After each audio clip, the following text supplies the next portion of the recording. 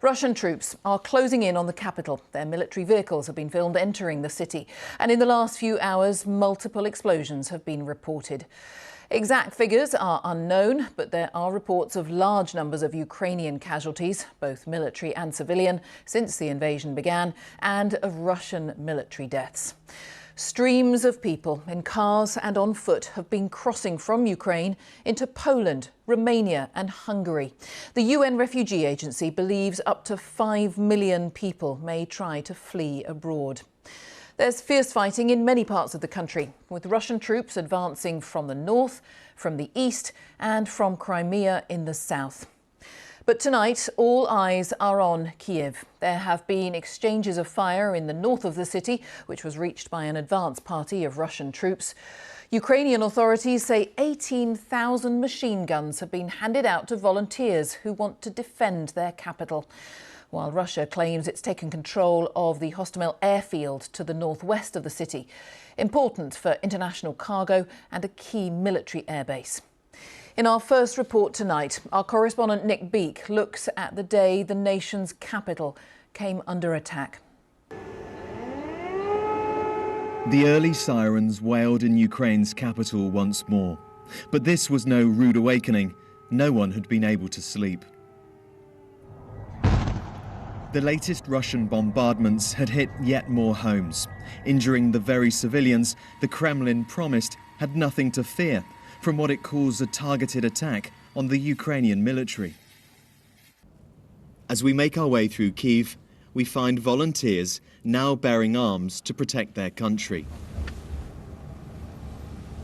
We soon see signs of a battle drawing ever nearer, as well as those bracing themselves for a last stand. Of all the places to get a flat tire, Alena's family now caught between Ukrainian artillery and the Russian front line. Elena says the whole family is very afraid and can't now go back to their home. And this is why. What do you think of what Vladimir Putin is doing to the Ukrainian people? Що ви думаєте, що Путін робить? This is him, Elena's mother tells me. You can hear the artillery. That is outgoing fire from Ukrainian forces. That family has just left. The fear here is that very soon Russian forces will be making their way down here to take the capital. At the same time, Ukraine's president was trying to reassure a nation, pleading with the world to help them. For the second day, our cities experienced rocket and bomb strikes.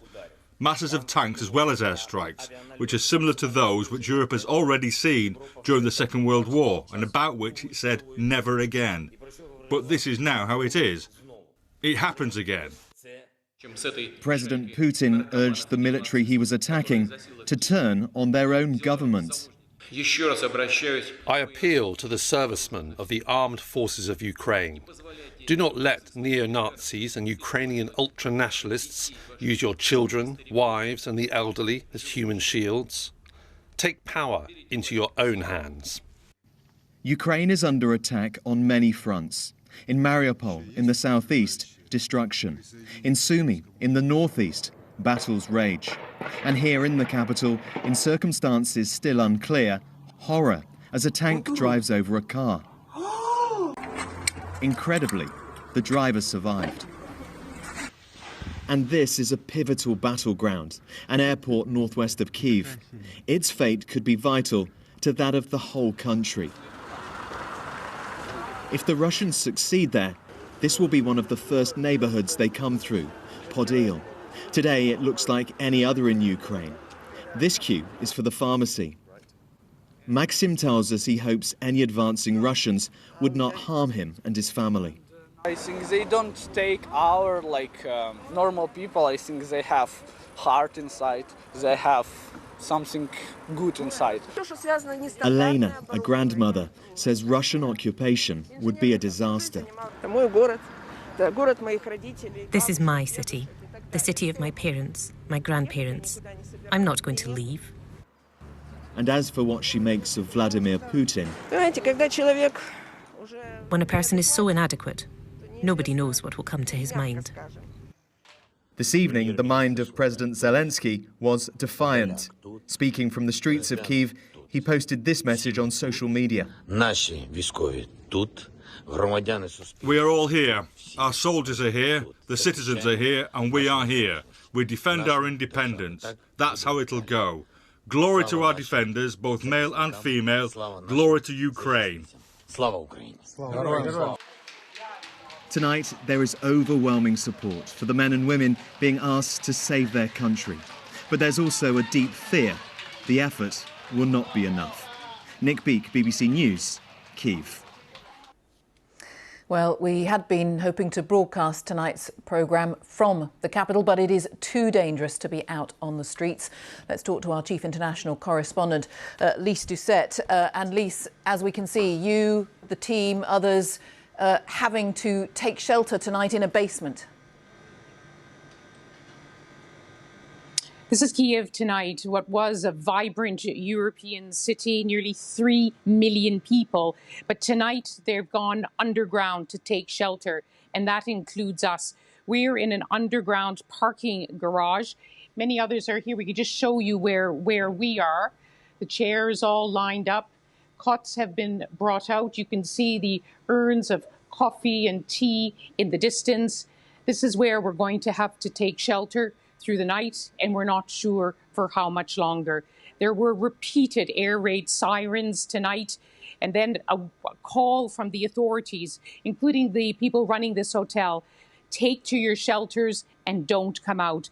The mayor of this city, a famous boxer who has now taken on a military uniform and picked up a gun, he told the citizens of Kyiv this is going to be a difficult night. There was a roar of explosions reverberating across Kyiv tonight. Explosions in the distance, still not in the center, still about 10 miles away. There was also the rattle of gunfire and artillery as well. This was a night so different from last night, where these explosions first started.